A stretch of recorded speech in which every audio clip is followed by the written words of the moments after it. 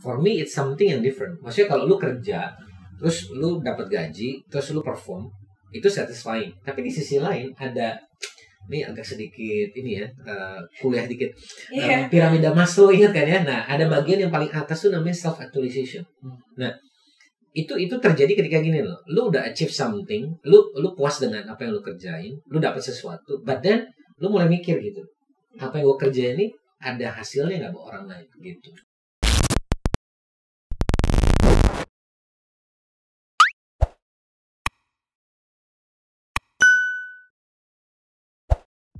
Oke nih, jadi sobat-sobat SNC udah dengar nih tadi dari cerita Kak Bambang ya, dari awal dia proses kehidupannya nggak gampang gitu ya, jadi mengalami up and down juga ya kayak. Nah, tapi kita juga tahu nih Kak Bambang kan nggak excellent di profesional bisnis aja nih Kak, tapi Kak Bambang ini buat sobat-sobat SNC tahu dia excellent juga di bidang pelayanan juga, terusnya di gereja gitu ya, dan dia juga sebagai leader juga di gereja. Nah, boleh nggak nih Kak share sama kita nih sama sobat-sobat SNC gimana sih cara nge-balance-nya gitu Kak? Nah, maksudnya untuk kayak seimbang itu gimana kan? Maksudnya karena susah tuh untuk menyeimbangkan profesional bisnis sama kegiatan sosial khususnya di gereja. Gitu. Nah, sebenarnya ada satu lagi di dalam unsur itu, yaitu keluarga. Nah, banyak orang kan maksudnya gini loh, gimana ya aku bisa ngembangin sebuah konsep balance ini secara overall dalam hidup, ya kan? Maksudnya semua orang yang belum menikah apa yang menikah? Kita juga paham. Pasti kan makanya. Nah, jadi tapi semua udah menikah sadar bahwa pernikahan itu tidak hanya seindah apa yang dibicarakan semua menikah. Kan kita gitu. harus kupas tuntas.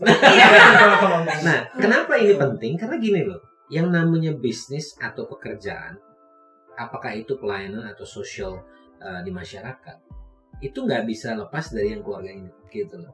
Jadi sebenarnya kalau aku bilang ini nih kayak Trisula gitu ya, atau Trinity. Nah, salah satunya itu yang sebenarnya jadi foundation menurutku adalah yang di rumah ini.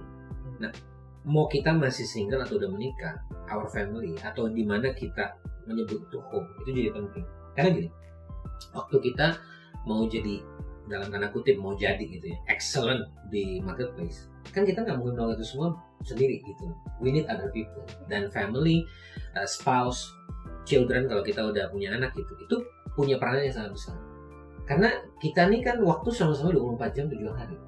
Nggak ada kan karena orang punya peranan gitu banyak, itu karena waktu dia lebih banyak, atau dia punya mesin waktu, lacinya Doraemon, itu nggak ada. Nah, artinya semua orang, atau kalau zaman sekarang pakai time machine Avengers gitu kan. Nah, tapi pertanyaannya gini, gimana saya bisa maksimal di tiga-tiganya? Atau bahkan mungkin lebih dari itu. Nah, ini nggak gampang, to be honest. Saya sama istri kita juga pernah ngalami struggle gimana kita bisa make it works.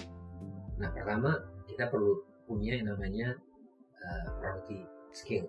Skill priority kita tuh apa? What is the important thing yang paling penting dalam hidup kita tuh apa sih sebenarnya? Kalau kita nggak punya skill prioritas, kita tuh kayak gini loh, kayak ngeflow nggak jelas. Karena tiap kali kita mau ngapa-ngapain, kita di-drive sama siapa yang paling kuat. Nggak maksudnya. Jadi kita tuh hidup kita kayak pemadam kebakaran. Tergantung apinya lebih gede di mana, kita ke situ. Nah, problemnya adalah yang mulai gitu nggak akan bawa kita jadi excellent dimanapun. Yang ada kita melakukan banyak hal sibuk tapi nggak produktif.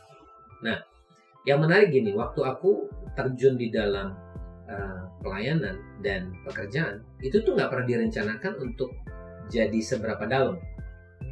Itu semua kan dimulai aja gitu. Nah, ketika aku mulai di perusahaan yang aku tadi cerita, yang di perusahaan Singapura itu, pelayanan udah jalan. Nah, otomatis karena pelayanan udah jalan, sedangkan teman-teman kolega aku waktu itu yang ada di Singapura, Malaysia segala macam, mereka kan bukan, mungkin waktu itu sih seingat aku bukan orang yang punya aktiviti sosial yang banyak gitu. So artinya apa? Habis kerja ya mereka either bisa istirahat atau do their own research. Nah, sedangkan aku habis pulang kerja misalkan masih harus do some ministry, harus mungkin visitasi dan lain sebagainya. Nah, ini kan otomatis nggak bisa cuma sendiri. My wife waktu itu harus, atau pacar waktu itu gitu kan, itu kan kita mesti punya visi yang sama. Nah, kita sepakat, oke, priority levelnya di mana? Oke, nah akhirnya kita tahu gitu, oke, dan our personal relationship sama Tuhan waktu itu jadi prioritas kita nomor 1. Artinya whatever yang lainnya ngantri di belakang. Yang kedua, we set our family as the second most important thing. Artinya gini, kasarnya nih, agak ngomong ekstrimnya, kalaupun ada yang harus konseling tapi di rumah lagi ada masalah, dan yang mau konseling harus ngomong. Terus banyak orang bilang gini, nanti kalau ada apa-apa gimana? Ya gue bukan Tuhan ini. Maksudnya gini loh, at the end of the day kita mesti bisa ngerelain bahwa kita tuh nggak bisa menyelesaikan semuanya dengan maunya kita gitu. Sometimes we cannot attend every single occasion. Nah, baru abis family, then we agree to put ministry dan work together. Nah, kenapa together? Karena dua-duanya sama-sama penting. Nah, banyak orang mikir gini, yang sosial kan lebih berdampak, kata siapa? Tergantung. Tadi kembali lagi, kita kerjanya gimana gitu kan. Nah, kalau kita sekarang di kantor atau di pekerjaan kita juga melihat itu sebagai sebuah social service atau sebuah ministry, dan poinnya akan lain.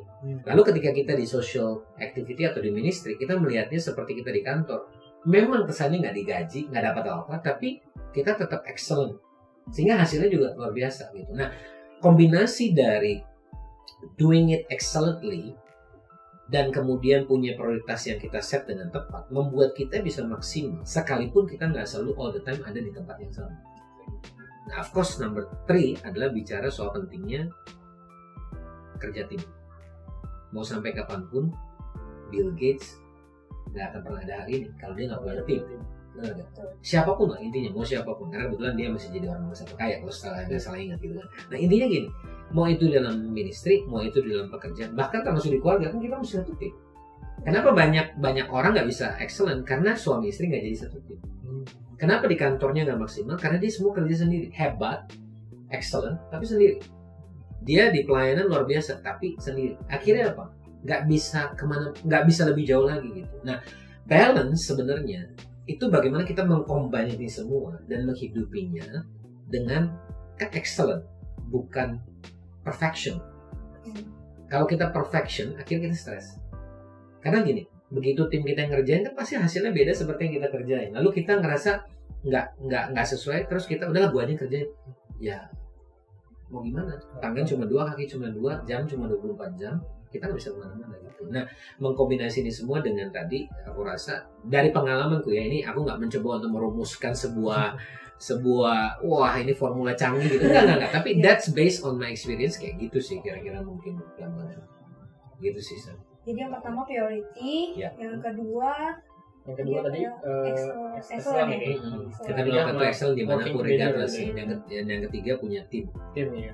Bukan formula ini ya, tapi bolehlah dicoba. Of course, go ahead, silakan. Nanti bisa sharing juga. Nah Kak, kan tadi Kakak udah cerita perjalanan dan sampai CEO sekarang nih. Pernah nggak sih ngalamin masa-masa down gitu, titik terendah Kakak gitu di dalam baik di profesional maupun di pelayanan?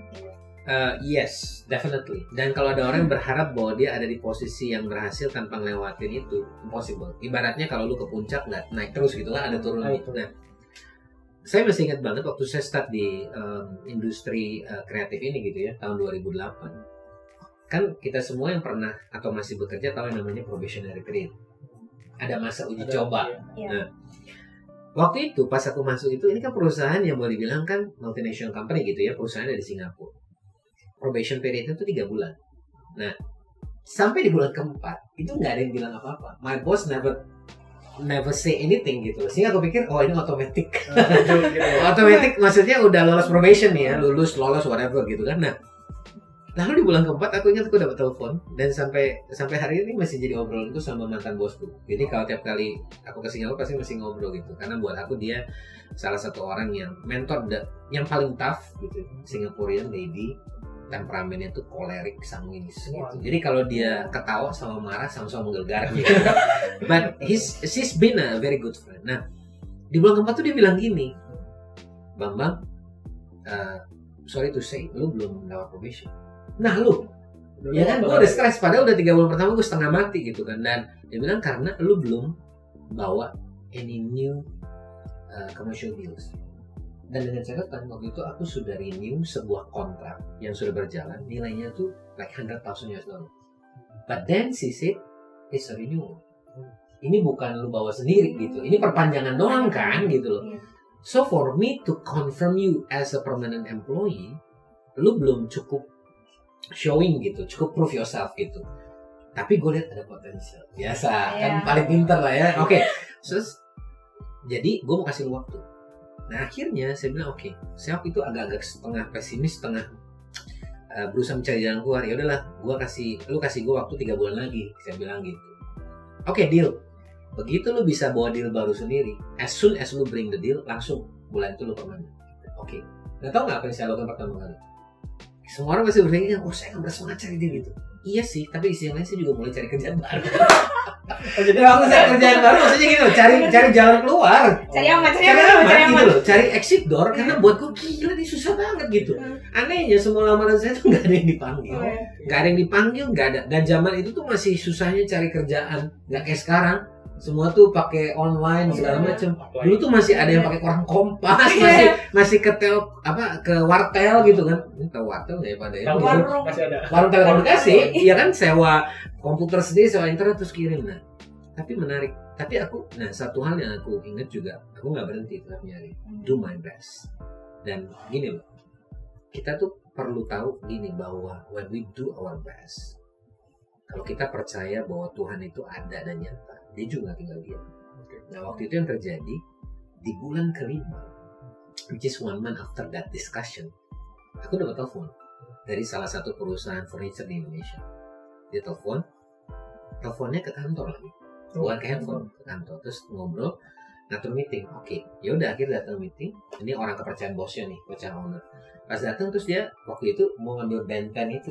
Nah, padahal belum segitu populer waktu itu. Nah, udah kan, terus dia bilang, tapi ini kan buat cowok, yang cewek gimana? Terus aku kasih karakter ceweknya gitu. Ini deh Pak, Bapak ambil yang ini buat cowoknya, ini ceweknya gitu. Yang cewek ini kan mungkin gak terkenal, ini lebih murah lah gitu. Aku kasih sebut angkanya, aku lupa. Total tuh kayak like, kalau gak salah ingat ya, itu sekitar 35.000 US kalau gak salah. Nah, 2 tahun kan.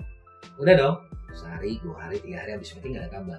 Dan after berapa hari lah ya gitu, masih dalam minggu yang sama, aku telepon. Gimana Pak? Terus dia jawab gini, oh iya Pak, emang udah oke kan? Waktu itu aku udah kasih ini, jadi kita oke harganya.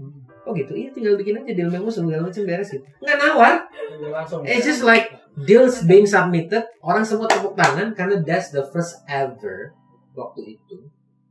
Jadi itu bentuknya ranjang, yang headboard sandarannya itu bentuknya 3D. Jadi kayak si bentengnya lagi berdiri gitu di atasnya, terus si spring bednya itu di cover pakai karakternya. Terus masih pakai spray karakter. Itu benar-benar jadi fenomenal karena gara-gara itu kemudian baru brand yang lain ikutin. Jadi ceritanya gitu gara-gara si brand itu, dan akhirnya bosku bilang oke, dan dia permanen. Jadi 12 tahun yang kelihatan luar biasa itu dimulai dengan gagal probation. Hampir gagal probation. Jadi kalau dibilang iya boro-boro terendah di tengah, ini dari mulainya kayak gitu. Nah, kalau bicara di ministry, one of the biggest one of the major learning yang aku dapat adalah dalam leadership. Jadi waktu aku diminta untuk bukan take over, lebih tepatnya untuk continue the leadership dari the previous leader, aku ngalamin di mana orang-orang yang jemaat itu jumlahnya drop. Dan nggak main-main, kalau di total mungkin hampir 100 orang yang hilang. Banyak. Artinya kenapa? Karena mereka ngerasa bahwa ini si leader baru ini nggak sama seperti yang biasa. Leadership baru ada comparison. Tapi di sisi lain aku mesti bilang, aku waktu itu belajar tentang yang namanya bahwa leadership itu lu harusnya jadi orang yang melayani, bukan yang jadi bosnya. Nah, pelajaran terbesarku di situ. Jadi kesombongan dan ngerasa paling bisa, apalagi ini semua volunteer gitu kan, udah lu ikutin aja gitu. Nah, tapi di situ juga aku akhirnya belajar bahwa leadership itu lu belajar dengerin apa yang orang ngomong, belajar melayani. Dan akhirnya setelah 1 tahun tuh babak belur, dan akhirnya kita mulai bangun lagi dengan tim yang sama. Dan hal pertama yang aku ingat aku kerjain dan aku diingat untuk lakukan adalah minta maaf sama mereka semua buat apa yang sudah dikerjakan, terus ngajak mereka mau nggak, yuk kita bangunin lagi sama-sama. Dan akhirnya dari situ ya aku belajar bahwa ternyata leadership itu dibangun dari hal yang seperti itu. Oke, nah tadi kan kita udah dengar dari Kak Bambang nih ya, masa-masa cara dia meng-overcome gitu ya kayak awal-awal gitu. Nah, saya mau nanya Kak, ada nggak sih orang yang menginspirasi Kak Bambang bisa jadi selama ini gitu, biar jadi Kak Bambang selama ini gitu? Atau siapa sih, atau ada hal apa gitu yang inspirasi gitu? Sebenarnya sih banyak ya kalau mau dibilang itu ya Sam. Maksudnya kalau mau dibilang siapa sih orang-orang yang influence, inspire gitu ya, sebenarnya banyak. Maksudnya, dan saya yakin tuh kita nggak bisa cuma lihat satu orang gitu, karena tiap orang kan punya kelebihan. Tadi yang aku bilang kalau di tempat kerja gitu ya, yang tadi aku bilang Singaporean lady yang dulu jadi bosku namanya Sherlyn C. Sherlyn itu jadi mentor yang luar biasa gini. Dia tuh tough banget. Nggak ada tuh namanya pakai bahasa halus-halus gitu, nggak pakai gitu, very straightforward. Dan dia nggak peduli lu mau baru nggak baru, tapi dia tuh showing you the way, giving you example, karena dia benar-benar hands on gitu, maksudnya dia experience banget. Dan dia selalu bilang gini, ini bicara inspirasi, lu tuh ingat sama apa yang dia pernah ngomong gitu. Dia pernah bilang gini, bahwa kalau lu mau berhasil di bisnis ini, dia bilang waktu itu, kerjaan bisnis ini kayak seolah-olah itu bisnis lu sendiri, it's your own company. Karena kalau itu perusahaan lu akan melakukan semua yang lu bisa, all out. Mau ada yang ngawasin, nggak ada ngawasin kan, maksudnya kalau lu owner kan nggak perlu diawasin gitu, owner tolong gitu kan nggak mungkin gitu. Nah, jadi aku tuh ingat banget bahwa jangan ngelihat ini cuma kalau kerja, tapi do seperti ini bisnis lu sendiri, maka lu akan selalu ketemu solusi. Dan dalam perjalanannya ada lagi gitulah naik turunnya seperti tadi aku cerita. Dan pernah juga sampai kita tuh parah gitu, maksudnya aku di awal-awal tuh masih tahun pertama gagal dalam konteks bikin keributan sama klien dan beberapa partner. Dan aku masih ingat banget, dia terbang dari Singapura datang ke Jakarta, helping me to solve the problem. Dan bahkan bukan hanya problemnya solve, tapi kita dapat additional profit gitu. Dan itu kayak jadi example yang aku bisa lihat. Itu satu. Lalu kemudian yang kedua, di dalam pelayanan sendiri, aku tuh masih ingat banget di tahun 2010, itu yang tadi aku cerita bahwa aku belajar soal leadership yang notabene. Jadi sebenarnya gini loh, leader yang sebelumnya itu mentorku, dan dia maksudnya jadi orang yang begitu banyak menginvest hidupnya, sehingga aku belajar soal leadership, soal pelayanan, organisasi dan segala macam. Tapi di sisi lain, setiap kita kan punya kelemahan. Waktu itu dia sepertinya juga harus menghadapi sebuah kenyataan bahwa ternyata saya bukan dia gitu, sehingga nggak semua orang yang dipimpin itu bisa terima. Saya sendiri waktu itu masih harus berjuang belajar bertobat gitu ya bahasanya, soal saya ngerasa bisa, saya ngerasa udah paling hebat lah gitu. Dan di situ saya belajar tentang humility gitu, tentang kerendahan hati. Dan dalam kondisi kita tuh gagal di area itu, biasanya kecenderungan salah satunya waktu itu aku rasain adalah jadi kayak ngerasa bersalah sendiri gitu. Kayak mau ngapa-ngapain, gue bisa nggak ya gitu. Gue udah, maksudnya gimana sih lu as a leader ditinggalin orang gitu banyak gitu. Berarti lu tuh kayak seolah-olah lu gagal gitu. Nah, saya ingat banget, ini mentor yang bukan secara langsung tapi inspire me. Namanya Stephen Furtick. Dia adalah gembala dan pendiri dari gereja namanya Elevation Church di Charlotte, North Carolina. Ini kota kecil. Kenapa saya tahu? Karena saya sudah pernah ke sana akhirnya dan ketemu sama dia secara pribadi karena dia bikin conference. Nah, dia tuh umurnya pasti sama sama saya.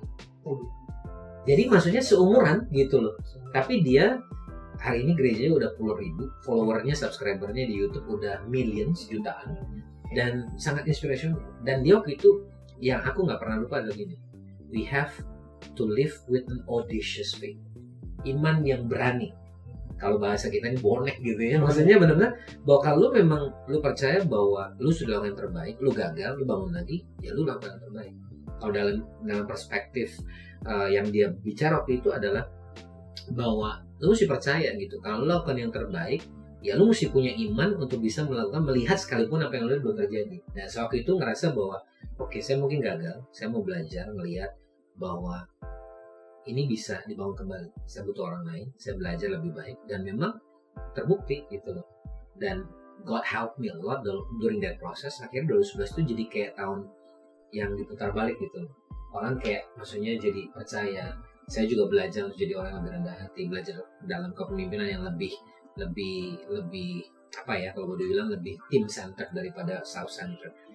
Dan mungkin kalau disimpulkan, mungkin ini dua orang yang cukup critical positionnya dalam hidup aku gitu. Makanya waktu itu nama konferensinya Inside Elevation di tahun 2017, aku dapat kesempatan untuk privilege untuk bisa ke Charlotte ketemu dia, dan ya melihat secara langsung bahwa apa yang selama ini dia sampaikan, I feel the atmosphere gitu di sana. Dan memang ya gak gampang gitu ngebangun itu semua, but it's definitely lesson dari waktu itu. Gitu sih mungkin ya kalau bicara tokoh inspirasi. Nah, untuk pertanyaan terakhir nih Kak nih, boleh nggak sih dibagiin tips-tipsnya dikit buat sobat-sobat saja yang masih muda nih, kita generasi milenial ya. Sama lah. Oh ya. Dikit lebih di atas. Nah, tips-tips nih yang terakhir buat sobat-sobat saja, gimana sih supaya kita tuh bisa sampai menjalani proses-proses itu supaya bisa strong, bisa overcome semuanya, terus bisa balancing semuanya. Oke. Nah, mungkin gini ya buat sobat-sobat SAJ ini, kebanyakan kan kita gitu ya, saya sebut kita karena saya masih sebagai orang muda, kita tuh punya salah satu challenge yang menurutku ada dalam banyak orang muda, mindset orang muda adalah gini, kita tuh punya energi yang besar, kita tuh punya ambisi yang besar, kita punya visi yang besar, tapi persoalannya kita tuh pengennya cepat. Setuju. Gitu. Maksudnya saya nggak bilang selalu instan lah gitu ya. Kalau instan kan kayaknya celup-celup jadi gitu. Tapi kita tuh kayak paling nggak bisa tuh gini. Salah satu skill yang menurutku hari-hari ini very lack adalah skill of waiting. Kita ini serba paling nggak tahan kalau suruh sabar, nunggu. Karena nunggu itu kesannya nggak produktif. Nah, aku tadi udah cerita banyak ya soal proses naik turun dan segala macam. Tapi yang aku pelajarin gini loh, bahwa semua tuh ada waktunya. Pertanyaan yang kita perlu dengan jujur tanyakan dan jawab sama diri kita gini, have I done my best? Kita udah lakukan yang terbaik loh. Dan ini nggak bisa dijawab sama orang lain, karena kita yang paling tahu gitu. Waktu kita 24 jam udah kita pakai buat ngapain aja. Karena kita nggak pernah tahu kan waktu ini kapan selesai. Yang kedua, apa sih objektif yang aku mau capai dari apa pun yang aku kerjain? Nggak salah loh, kita tuh pengen jadi yang terbaik, paling hebat, paling luar biasa. Nggak salah. Siapa sih yang nggak mau jadi yang terbaik? Tapi kemudian, then what's next gitu? Karena kan yang terbaik itu sebenarnya progresif. Kita akan terus jadi lebih baik. Nah, kita akan realize dalam perjalanan bahwa ternyata jadi yang terbaik itu artinya ketika kita mulai menginspirasi dan mulai jadi dampak, jadi berkat, dan membuat orang lain tuh bisa ikut bergerak gitu. Ibaratnya gini loh, eksistensi kita itu mendorong sehingga eksistensi orang lain juga growing. Lu bisa kasih value gitu ke orang lain. Yang ketiga, yang tadi saya bilang, prosesnya tuh nggak bisa dihindari. Itu mesti dijalani. Kalau lu nggak pernah ngerasain yang namanya gagal, lu tuh nggak bisa punya empati. Ketika lu lihat orang lain gagal, ketika lu nggak pernah yang namanya tuh ngalamin kayak tadi gue bilang gitu ya, maksudnya probation aja sampai lulus. Jadi sekarang tuh saya tuh bisa ngomong sama orang yang kayak baru mulai di industri mana gini, ya nggak usah khawatir gitu. Lu jangan lihat gue tiap kali saya waktu ngomong di Backcraft juga sama. Waktu temen-temen ngerasa, aduh kok gue bodoh banget kayak nggak apa-apa, sama. Gue juga gitu dulu, mau sampai nggak lulus kok gitu. Jadi empati itu kadang-kadang justru bukan sesuatu yang kita bisa pelajari, tapi it happens through the process gitu. Dan yang keempat, kalau bicara soal balance, sebenarnya mungkin gini, jangan melihat balance itu sebagai sebuah kondisi yang ideal, but it's actually a combination dari bagaimana kita melakukan peran kita di tiap hal yang kita dipercayakan gitu ya, dengan yang terbaik kita bisa, involving other people. Dan saya agak menekankan isu ini bahwa keluarga kita, parents, kids, spouse gitu ya, itu nggak bisa kita lepasin. Karena at the end of the day, mereka tuh inner circle kita yang akan membawa kita, bisa bikin kita jadi bisa lebih all out, bisa juga jadi yang hinders kita untuk kita bisa jadi all out gitu. Jadi mungkin itu sih ya 4 hal yang aku rasa, maksudnya kembali lagi ini bukan formula terus, tapi tips dari apa yang aku rasa selama ini aku pelajarin, dan menurutku akan lebih banyak lagi yang bisa aku pelajari ke depan sih masih gitu kan. Hidup kan masih muda. Masih lama. Iya. Tapi saya tadi thank you banget nih Kak Mamang udah share tipsnya ke sobat-sobat SAJ. Tadi saya kena banget yang di waiting ya kayak. Maksudnya bener banget sih kalau kaum milenial ini kan susah banget ya kayak untuk menunggu ya. Jadi penting banget buat sobat-sobat SAJ untuk punya skill untuk menunggu itu ya. Karena memang semua nggak ada yang instan juga ya kayak. Karena dan saya mau bilang sedikit gini loh. Kan sekarang gitu kita ngeliat banyak contoh bahwa orang muda di usia yang sangat muda itu berhasil dengan luar biasa. Artinya gini, mungkin. Tapi gini loh, kan kita nggak pernah tahu behind the scene-nya mereka.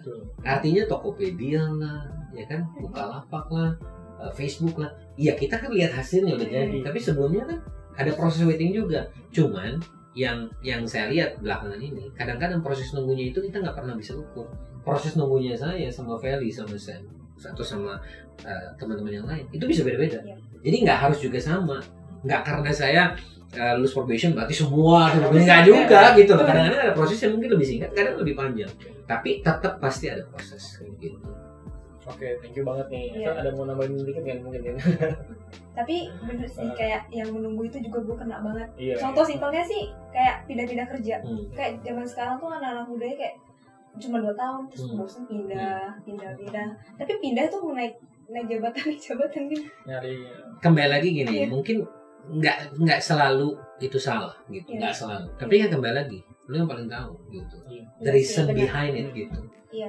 Maksudnya gini, makanya kan aku udah interview banyak orang. Kadang-kadang orang tuh udah defensif duluan gitu. Padahal buat aku gini, nggak apa-apa. Kalau aku tuh 2 tahun, tapi reason lu tuh nggak cuma gini, ya mencari peluang lebih baik. Itu gue juga tahu gitu. Tapi maksudnya gini loh, apa sih gitu loh. Dan buat aku gini, kita fair aja gitu. Maksudnya setiap orang ketika ada di sebuah perusahaan, of course dia juga memikirkan kan dia bisa dapat apa, which is fine.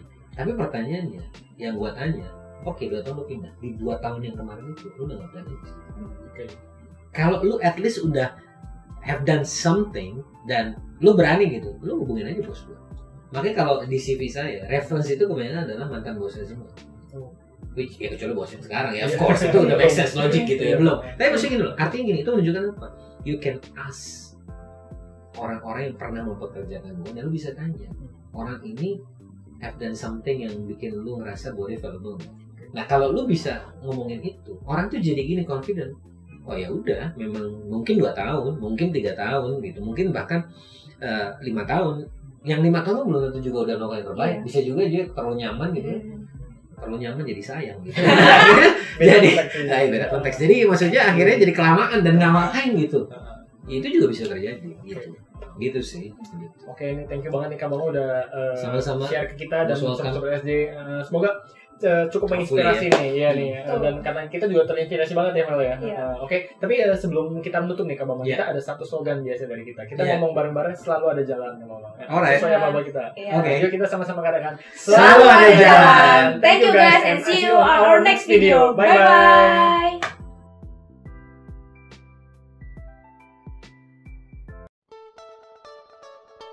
Oke, Sobat SAJ, saya ingin mengingatkan buat kita semua bahwa family matters. Keluarga kita, inner circle kita, orang-orang yang penting dalam hidup kita, itu sangat berpengaruh kepada apa yang sedang kita kerjakan. Entah kita melakukan bisnis kita sendiri, mengerjakan pekerjaan kita, pelayanan, organisasi apapun, pastikan hubungan kita dengan pasangan, dengan orang tua, inner circle kita juga baik. Karena kalau hubungan kita dengan mereka itu rusak, pasti akan berdampak kepada aspek kehidupan kita yang lain. Libatkan mereka, justru mereka lah akan menjadi orang yang mendukung, yang membuat kita bisa jadi all out. Dan yang kedua, jangan kejar kesempurnaan. Be an excellent person. Jadi orang yang excellent. Excellent artinya apa? Lakukan yang terbaik. Do extra mile. Jangan cuman asal-asalan, jangan cuman ala kadarnya. Kalau kita bekerjalah seperti itu sebuah perusahaan, ya kita miliki sendiri. Kita akan all out habis-habisan. Kalau kita jadi seorang pemimpin, kita jadi pemimpin yang terbaik. Kalau saya mau dipimpin sama orang, kira-kira seperti apa? Maka saya lakukan seperti itu. When we become an excellent person, hasilnya nggak akan mengkhianati proses yang sudah kita jalani. Sebabnya, yang terakhir adalah bicara proses. The art of waiting itu penting. Karena kita belajar menunggu, belajar melewati proses waktu demi waktu. Nggak selalu lama, tapi juga nggak sebentar. Tapi kalau kita lewati prosesnya dengan baik, kita lewati step-stepnya, maka kita akan lihat, lewat proses kita jadi orang yang lebih baik. Be a better person every time, every day. Dan kalau kita lewati ini semua, kita jalani semuanya dengan tekun, dengan gigih, dan tidak menyerah di dalam perjalanan ini, kita akan lihat, kita jadi orang yang lebih berhasil, kita jadi orang yang lebih baik, kita jadi orang yang naik level dibandingkan sebelumnya. Sukses terus buat kita semua. Thank you.